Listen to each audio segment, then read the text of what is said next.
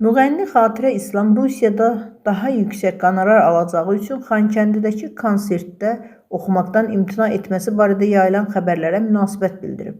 Musavat.com xəbər verir ki, müğənni sosial media hesabında mövzu ilə bağlı açıqlama yayıb. O bildirib ki, yeni il günü Bakıda olacaq. Mən çox zaman haqqımda yayılan xəbərlərə münasibət bildirmirəm. Bu pis və ya yaxşı xəbər ola bilər.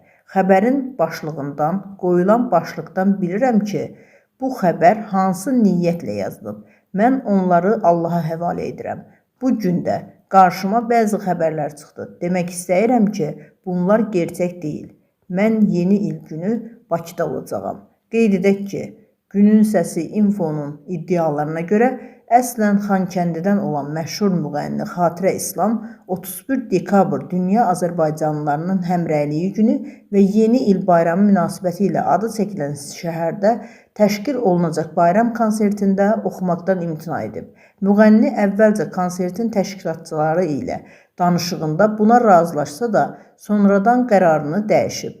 Xatirə İslam Rusiya paytaxtında təşkil olunacaq yeni il şənliyində daha yüksək qonorar təklifini qəbul etdiyi üçün Xankəndi şəhərində oxumaqdan imtina edib.